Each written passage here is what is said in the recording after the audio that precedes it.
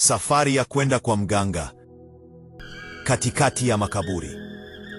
Alirudi na masharti ya kutisha: mwiko, choo, funza na pombe ya kienyeji. Mwanzoni pesa zikaja, wateja wakaja. Kabula akajiona mkubwa, akajiona mwenye uwezo kuliko wazazi wake. Akadharau maombi yao, machozi yao na onyo lao. Mama alilia, baba akafunga. Lakini Kabula alikuwa amepotoka kabisa. Je, ilikuwaje? Hebu ungana nami kutazama simulizi hii tafadhali. Hebu tuandikie unatazama simulizi hii ukiwa wapi na ni yapi maoni yako. Mimi naitwa Pasco Joseph kutoka mkoa wa Mbeya. Umefanya hivyo? Okay, basi sawa. Hebu tuitazame simulizi yetu sasa. Palikuwa na mwanamke mmoja aliyeitwa Kabula. Alizaliwa na kukulia katika familia ya umasikini wa kutupa. Familia yao iliishi maisha magumu sana. Chakula kilikuwa cha shida, mavazi yalichakaa, na matumaini yalionekana kama ndoto ya mbali. Hata hivyo, licha ya umasikini wao, wazazi wa Kabula walikuwa watu wa ibada sana. Baba na mama yake waliamini Mungu kwa dhati, wakiamini kuwa kila kitu kina wakati wake. Kabula alikuwa mtoto wa 4 katika familia ya watoto 5, wote wakiwa ni wasichana. Tofauti na hali ya maisha walioishi, Kabula alikuwa msichana mwerevu, mwenye adabu na moyo wa kusaidia watu. Katika jamii, wengi walimpenda na kumheshimu kwa tabia yake njema. Siku moja, Kabula alikuwa na rafiki yake wa karibu aitwaye Dofika. Dofika alitoka katika familia iliyokuwa na imani kubwa katika madawa ya kienyeji, uchawi na ushirikina. Tofauti na familia ya Kabula, kwao waliamini kuwa mafanikio hayaji kwa ibada tu, bali pia kwa nguvu za asili. Siku hiyo, Dofika alimwambia Kabula, "Rafiki yangu Kabula, mbona kwenu mnaishi maisha ya dhiki sana? Mbona mujaribu njia nyingine? Unaonaje nikakupeleke kwa mganga ili aisaidie familia yako kujikomboa kutoka kwenye umasikini?" Kabula alishtuka sana. Moyo wake ulijaa hofu, kwa kuwa alikulia kwenye maadili ya kidini. Lakini mawazo ya kuwaokoa wazazi wake kwenye mateso yakaanza kumtikisa. Baada ya kusita kwa muda mrefu, Kabula alikubali, ingawa ndani ya moyo wake kulikuwa na hofu kubwa. Wakaanza safari ya kuelekea porini. Safari ilikuwa ndefu na ya kutisha. Hatimaye wakafika sehemu iliyozungukwa na makaburi ya zamani. Kimya kilitawala, na upepo ulivuma kwa sauti ya kuogofya. Kabula alianza kutetemeka kwa woga. Lakini Dofika alikuwa jasiri, kwa kuwa alikuwa amezoea mazingira hayo. Akamshika Kabula mkono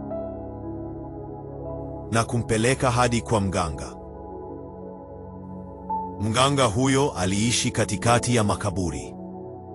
Macho yake yalikuwa mekundu na sauti yake nzito ilijaza hofu. Akaanza kumtambikia Kabula kwa maneno yasiyoeleweka. Baada ya muda, mganga akamwambia, "Utajiri wako utatoka kwenye kutengeneza pombe ya kienyeji. Lakini kuna masharti. Utarudi nyumbani kwenu. Utatengeneza mwiko mkubwa sana. Mwiko huo utaupeleka chooni, mahali penye funza wengi. Funza watakaopanda juu ya mwiko huo, hao ndio watakuwa wateja wako wa siku zote." Kabula alishangaa, lakini tamaa ya kutoka kwenye umasikini ilimzidi hofu. Akaondoka pamoja na Dofika akiwa na furaha kubwa moyoni. akiamini maisha yao yangebadilika. Alipofika nyumbani, Kabula alitengeneza mwiko mkubwa kama alivyoelekezwa.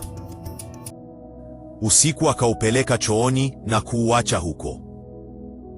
Asubuhi ilipofika, alipoenda kuuchukua, alikuta funza wengi sana wameupanda mwiko ule. Kwa hofu na mshangao, Kabula akarudi kwa mganga akiwa na mwiko ule uliojaa funza. Mganga akamwambia, Kabula, hawa sasa ndio wateja wako. Unatakiwa huu mwiko uuzamishe kwenye pipa la pombe ya kienyeji. Kuanzia leo kila siku utaupeleka chooni kwanza, kisha utautumia kukorogea pombe. Watu wataiona pombe yako tamu kuliko zote na hutakosa wateja. Kabula alirudi nyumbani akiwa hajui kama alichokifanya ni baraka au laana.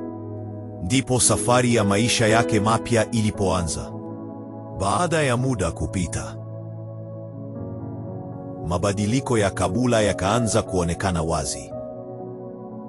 Siku zote sasa alikuwa anajishughulisha na kupika pombe ya kienyeji, mchana na usiku. Harufu ya pombe ikatawala nyumbani kwao, na wageni wakaanza kufurika bila kukoma. Wazazi wake walianza kumshangaa sana. Mama yako alikuwa akilia kila siku, akimwomba, binti yangu Kabula, hii siyo njia tuliyokulea. Acha mambo haya, urudi kwa Mungu. Baba yake naye alikuwa akifunga na kuomba, atiamini maombi yangemrudisha binti yake kwenye njia sahihi. Lakini Kabula alikuwa amepotoka kabisa. Alijiona sasa ndiye mwenye uwezo, mwenye pesa na mamlaka. Hakusikiliza mawaidha wala maombi ya wazazi wake. Aliona dini kama kikwazo cha mafanikio yake. Siku moja, kulitokea tukio la kutisha. Mteja mmoja, bibi mzee aliyekuwa amechakaa na kujichokea, alikunywa pombe nyingi sana kwa Kabula. Baada ya kunywa, iligundulika kuwa mfukoni alikuwa na senti 50 tu, ilhali pombe aliyokunywa ilikuwa ya zaidi ya kiasi hicho. Kabla alipogundua hilo, hasira zilimpanda ghafla.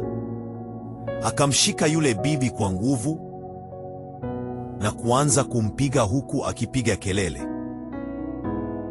umenyewa pombe yangu nyingi kuliko pesa yako, unanidhulumu. Bibi yule alijitetea kwa sauti ya chini, akilia na kuomba asamehewe. Lakini Kabula hakutaka kabisa kumsikiliza wala kumwelewa. Hasira zake zilimzidi akili.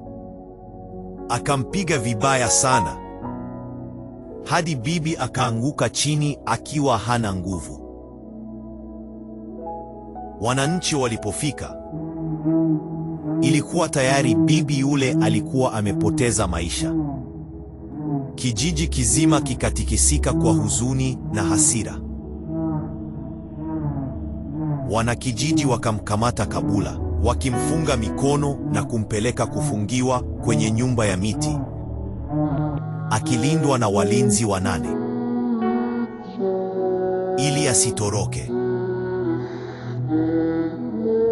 Kilio cha wazazi wake kilisika mbali, wakilia machozi ya uchungu na majuto. Lakini kulikuwa na jambo moja ambalo halikuzingatiwa: sharti la mwiko. Kila usiku Kabula ndiye aliyekuwa akipeleka ule mwiko chooni, akautunza kama alivyofundishwa na mganga. Sasa Kabula alipokuwa amekamatwa, mwiko ule haukupelekwa chooni tena.